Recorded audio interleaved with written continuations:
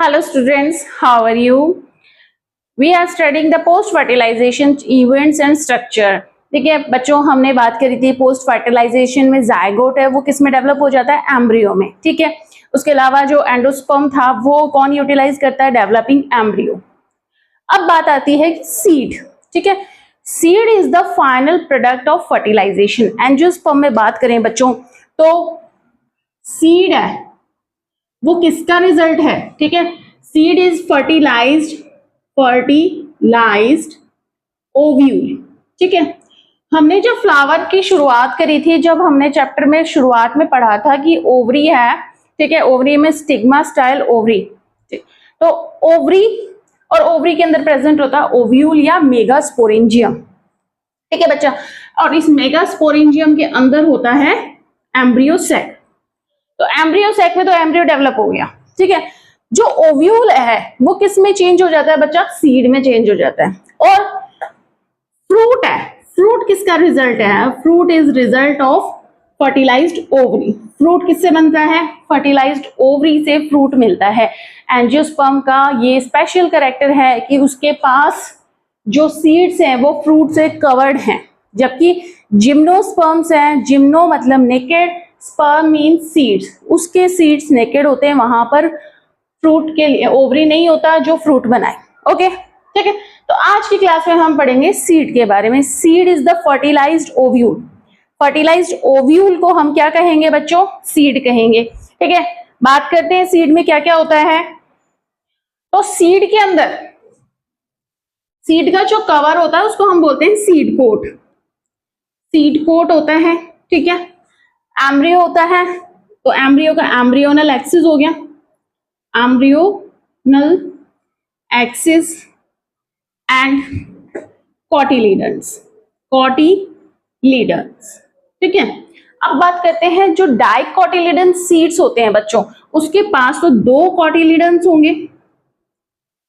ठीक है, और जो मोनोकॉट्स हैं, पोएसी फैमिली, ग्रामिनी फैमिली के सदस्य, उनके पास एक कॉटिलीडन होगा, वो मोनोकोट होते हैं और उसको बोलते हैं स्कूटेलम.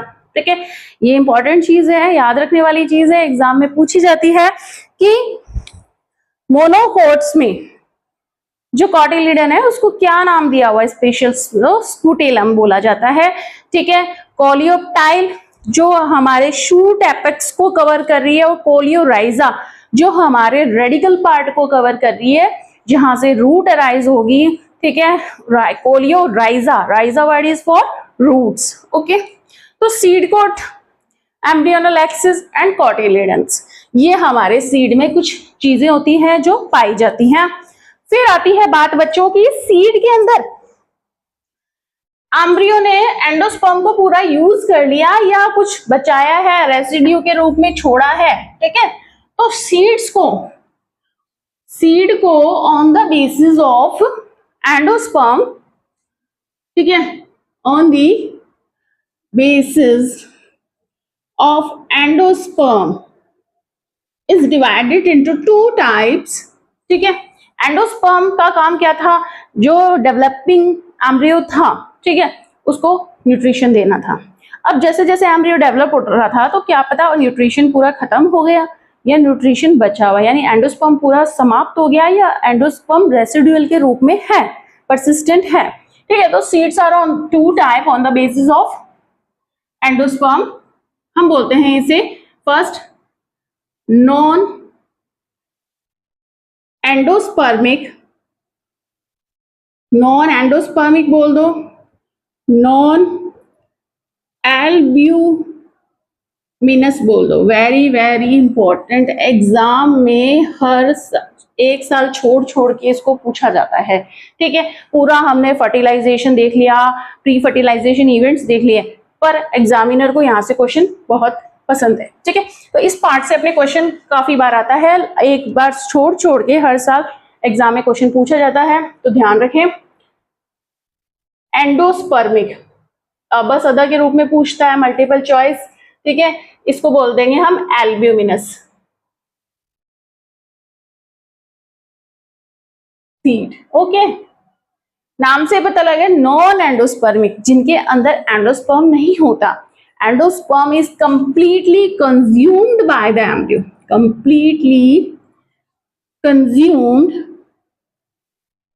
बाय एम्ब्रियो, एम्ब्रियो ने पूरा कंज्यूम करके खत्म कर दिया, ठीक है। अब उसके पास एंडोस्पर्म नहीं है, ठीक है।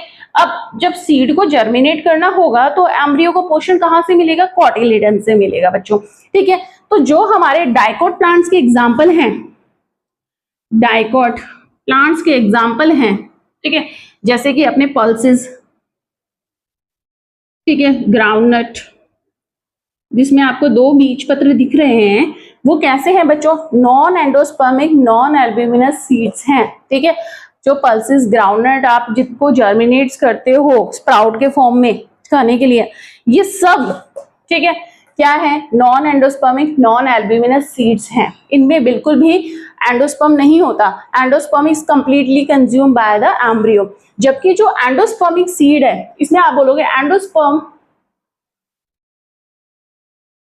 इज परसिस्टेंट, परसिस्टेंट और प्रेजेंट, सिंपल सी बात लिख सकते हो आप, प्रेजेंट इन एम्ब्रियो। ऐसे सीड जो एंडोस्पर्म को रिटेन रख रहे हैं, ठीक है। जैसे नारियल पानी की बात करते हैं, नारियल की बात करते हैं, तो उसमें जो वाटरी पार्ट है जिसको हम नारियल पानी के रूप में पीते हैं, वो एंडोस्पर्म है। जो नारियल को हम खाते हैं, ठीक है, वो एंडोस्पर्म है, तो परसिस्टेंट होता है वो, ओके। इसके अलावा जो मोनोकॉट्स में, ठीक है, मोनोकॉट्स में आपके आगे मेज, बार्ले, व्हीट, कैस्टर भी होता है यहाँ पे, ये एग्जाम्पल है बेटा एंडोस्पर्मिक सीड। एंडोस्पर्मिक सीड वो सीड होते हैं जिसमें एंडोस्पर्म परसिस्टेंट है, प्रेजेंट है, मौजूद है, ठीक है, और वो आगे डेवलपमेंट में काम आएगा। अब क्या होता है, जब हमने बात करी थी कि सीड कैसे बन रहा था, तो सीड के लिए हमने बोला था